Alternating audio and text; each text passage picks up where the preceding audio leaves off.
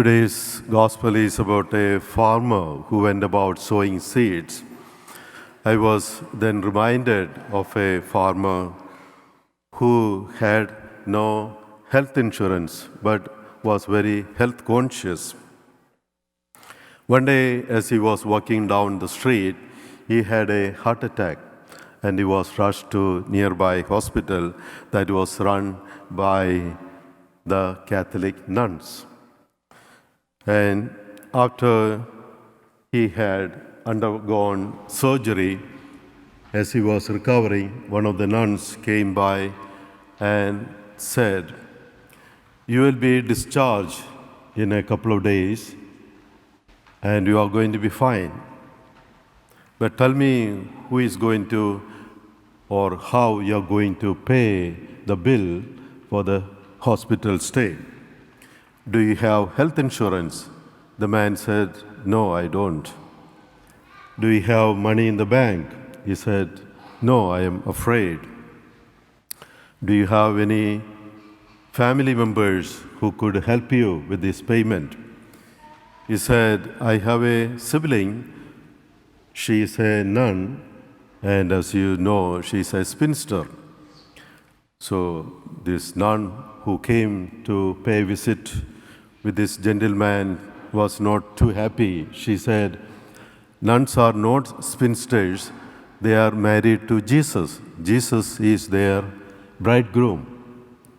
And the man said, "In that case, send the bill to my brother-in-law." He said.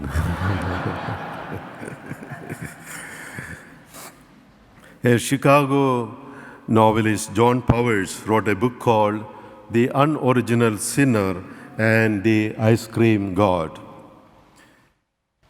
It's a novel about a little boy named Tom Conroy.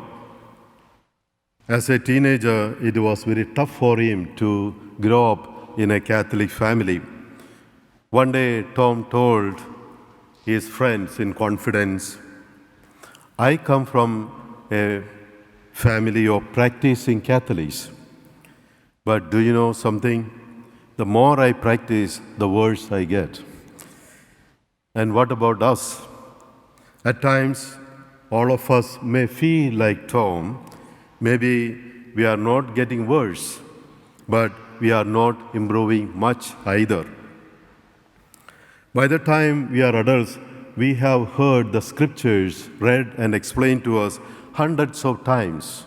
And after all these times, we wonder why we haven't improved more than we already have. The answer to the question can be found in the parable Jesus tells us in today's gospel.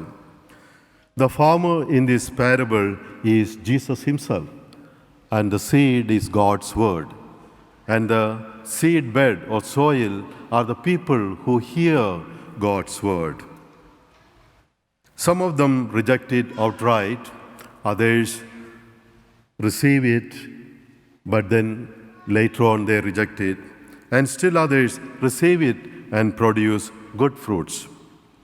The problem for many of us is not receiving God's word, rather putting into practice in our daily lives. In other words, the parable invites us to ask ourselves, what kind of seedbed or soil are we like? Are we like the soil where the seeds fell on footpath?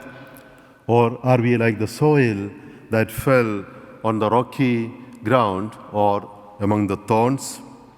Or are we like the good soil where the seeds fell and produce much fruits? I'd like to share with you a true story of a man named Bill who was a building contractor. He was very successful. Because of the pressure at his job and the workload, he turned to alcohol.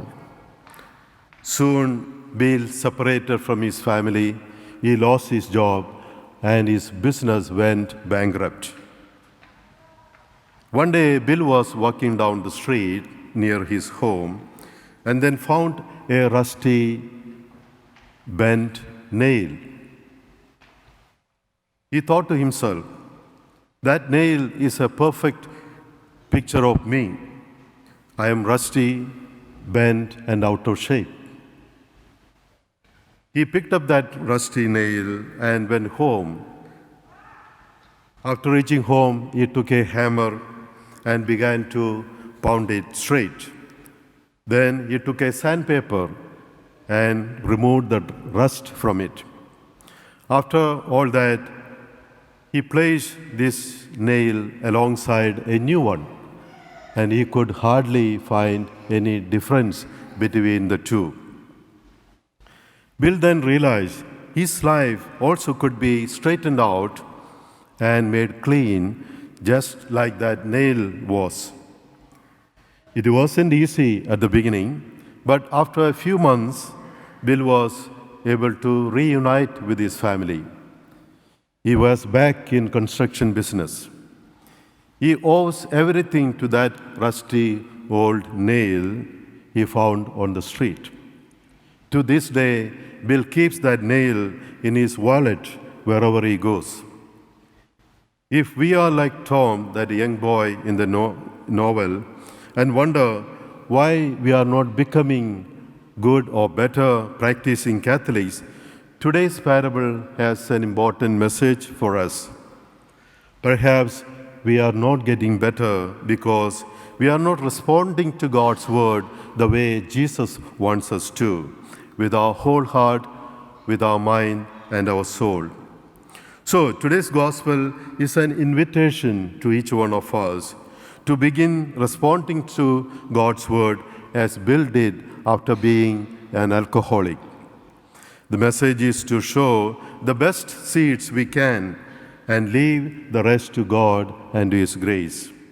Therefore, we are to keep sowing the best seeds and wait for God's grace to work within us so that we may produce good fruits that will change the lives of our family and many other people.